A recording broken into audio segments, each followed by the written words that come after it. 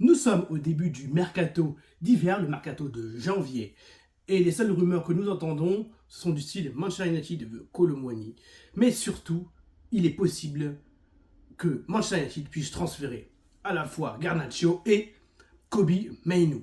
Alors, vous avez pu remarquer, Manchester United entre dans ce mercato d'hiver. Tout le monde sait que nous avons besoin de joueurs frais, notamment à gauche, éventuellement un attaquant pour entrer en compétition avec Zergzi et Eulun.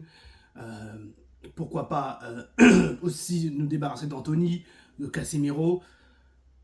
Et la seule chose qu'on entend, et notamment depuis hier, une petite chanson comme ça qui commence à traîner, c'est que Garnacho et Kobe Mainoo sont vendables. Alors, on va commencer, on va parler de ce sujet-là. Évidemment, quand j'ai entendu cette news, je me suis dit, mais qu'est-ce qu'il raconte? C'est n'importe quoi. Et en fait, plus je creuse le sujet, plus j'ai creusé le sujet, plus je commence à m'apercevoir que cette information est quand même assez sourcée. Surtout, elle émane de journalistes qui ont quand même une certaine crédibilité. Et la question est de se poser pourquoi et quelles sont les conséquences de cette information. Alors, il y a plusieurs hypothèses. Pour Kobe Mainoo, précisément, il a un contrat encore de 2 ans, il me semble. Il gagne, je crois qu'il en tout cas, il a un salaire, entre guillemets, bien entendu, pour un joueur de football, notamment Manchester United, ridicule. Et il est en train de renégocier en tout cas, il y a des tractations pour renégocier son contrat. On pourrait croire, en tout cas comme ça, a priori, que ces rumeurs-là peuvent être poussées par son entourage pour mettre un peu de pression. Voilà, c'est le jeu aussi médiatique, le jeu des joueurs, des agents, des familles, etc. etc. Sauf que le petit problème, c'est que, il me semble, en tout cas c'est une de mes théories, il me semble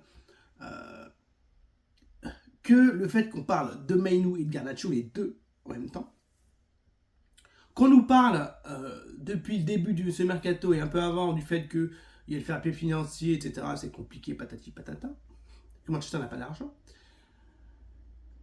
que bizarrement, on ne peut pas vendre des joueurs parce que les joueurs de type Anthony, Rashford, Casemiro, Eriksen, soit ce sont des joueurs, Mason Mount, Luke Shaw, ce sont des joueurs qui vont être en fin de Lindelof et des gens qui vont être en fin de contrat, et donc les gens vont les prendre gratuits plus tard, soit ce sont des gens que personne ne veut, soit ce sont des gens qui peuvent être voulus mais qui sont beaucoup trop chers et c'est compliqué de les transférer, comme Rashford.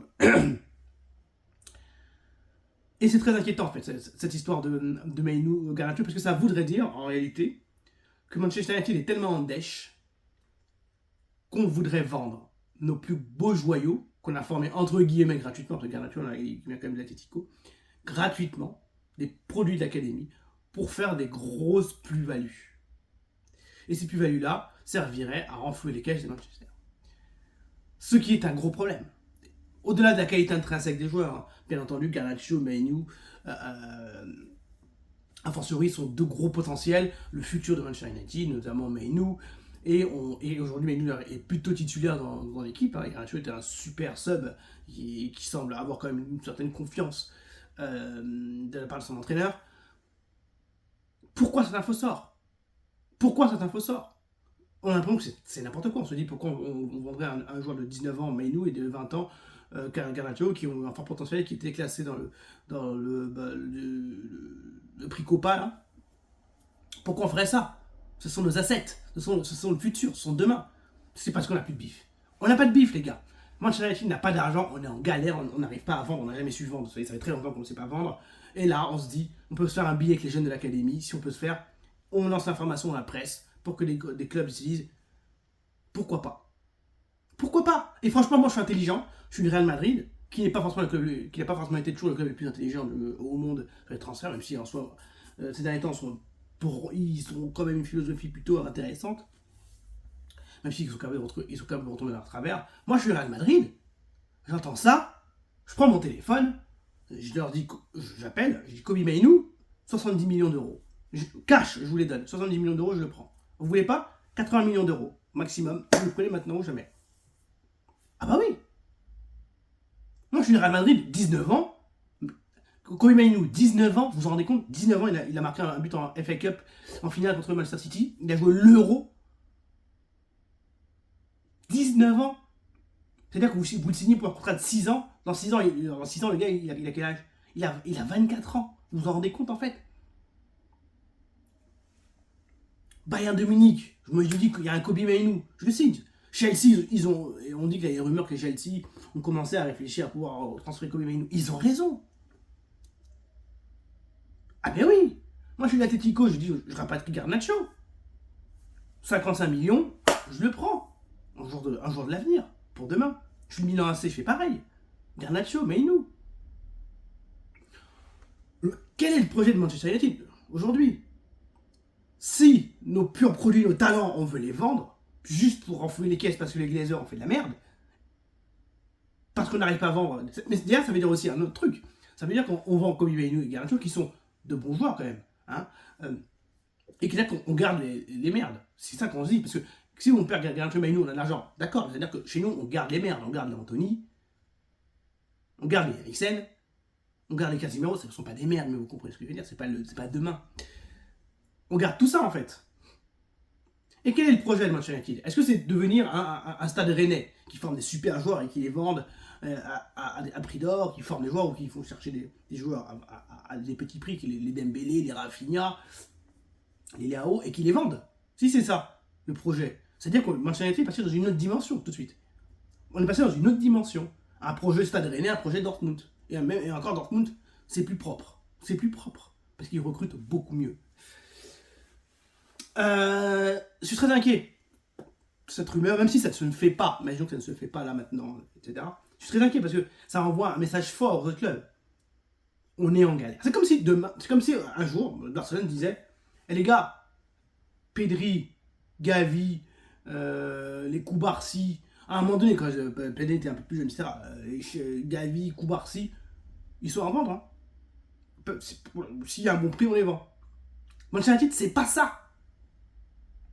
Personne ne ferait jamais ça d'ailleurs, même alors qu'ils sont en galère d'argent. Ils ne feraient pas ça. Très inquiétant en fait le message envoyé. Et honnêtement, imaginons que Kobe Mainoo parte à Chelsea. Honnêtement, je sais même.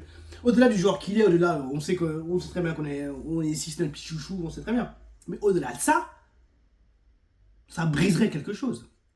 Au-delà du joueur qu'il est, hein, ça briserait quelque chose. Ça enlèverait tout le sel de Manchester United, ça enlèverait toute une partie de l'ADN qui sont en train d'enlever petit à petit l'ADN de Manchester United. Vendre un petit de l'académie prodigieux qui a de l'avenir, qui a 19 ans, qui est titulaire, pour de l'argent. Et imaginons à Chelsea. Je dis pas que s'il va au Bayern, au Real Madrid, je serais content. Mais ce serait une décision très intelligente de la part de ces deux clubs. Mais ça voudrait dire que c'est fini, en tout cas à court ou moyen terme, c'est fini pour nous, c'est fini. Et ça voudrait dire quoi? Qu'on le vend et on l'achète quelqu'un d'autre? Ou qu'on vend, on prend personne? Ou du coup on va jouer avec un... Je comprends pas en fait, c'est quoi le projet? Je comprends pas. Vraiment, je pense vraiment si Kobe Mainoo part comme ça, potentiellement je pense qu'il faut qu'on aille tous manifester. Il n'est pas possible. Radcliffe ou je sais pas quoi, lui laisse tomber. Ineos ils sont venus que de la douille pour l'instant. Ou presque, honnêtement, Ruben Amorim c'est un très bon choix pour moi. Mais d'ailleurs pour lui, Ruben Amorim c'est aussi très étrange. Je sais pas quelles sont les teneurs de ces rumeurs, mais très étrange. T'arrives, t'as un projet, etc. Et là, t'as pas d'argent pour acheter. Et en plus on te dit, vas-y, on va vendre les meilleurs assets, Garnacho, Mainoo. C'est quoi le délire? Le projet dans quoi là? J'imagine, soit c'est faux, soit j'imagine qu'il est au courant de projet au moins à moyen terme, parce que c'est pas possible. Prendre cette décision. Moi je reste au Sporting dans ces cas-là. Si j'ai toutes ces données là, et on me dit ça, je me dis, ouais, Manchester United, c'est beau, c'est un beau badge, et autrefois, on a dit, je vais être un grand entraîneur.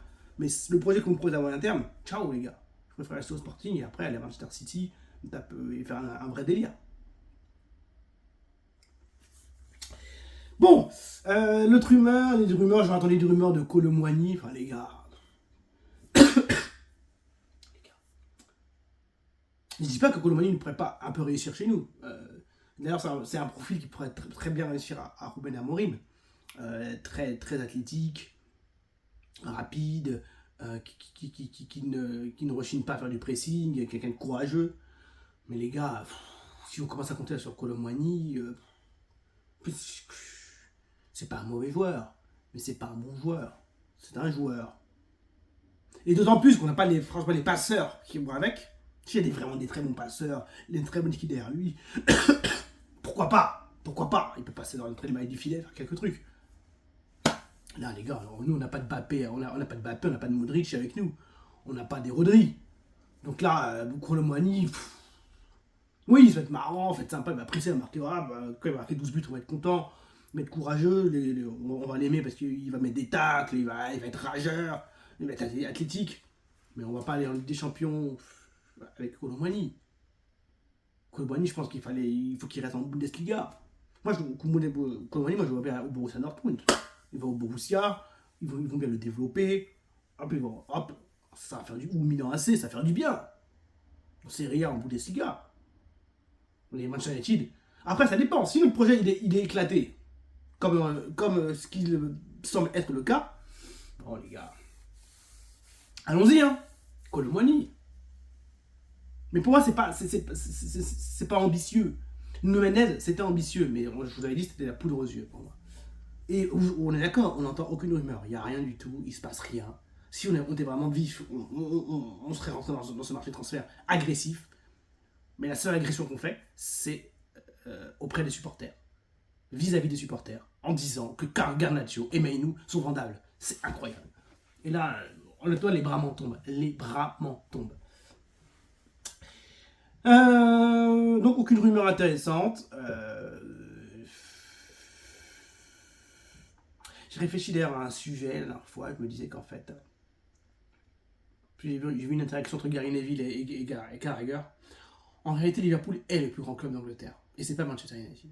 Malgré tout. 5 Ligues des Champions pour Liverpool. 19 titres de champion d'Angleterre. Sûrement le 20e là, donc il faut égaliser Manchester. Nous, on n'a que 3 pauvres Ligues des Champions.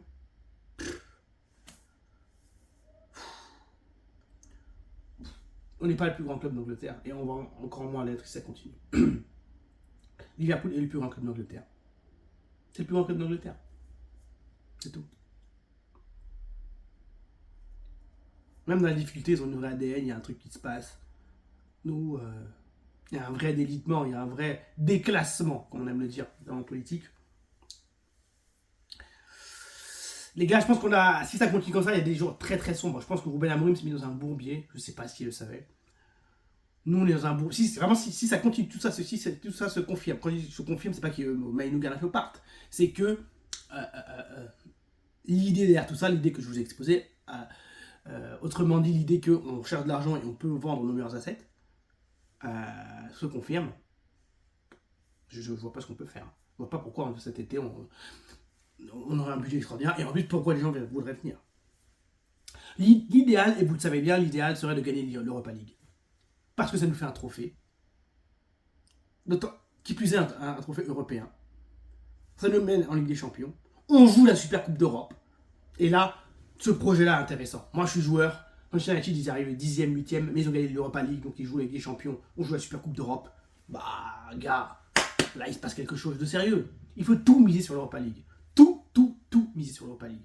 Et théoriquement, on peut jouer quelque chose, mais c'est une compétition très compliquée, très bizarre. Mais on peut faire quelque chose en Europa League. Il y a Tottenham, il y a d'autres équipes, mais on peut faire quelque chose en Europa League. Mais, surtout si on joue avec le niveau avec lequel on va jouer contre Liverpool. Mais là, ce qu'on voit, il y a... Ça a un peu du huc.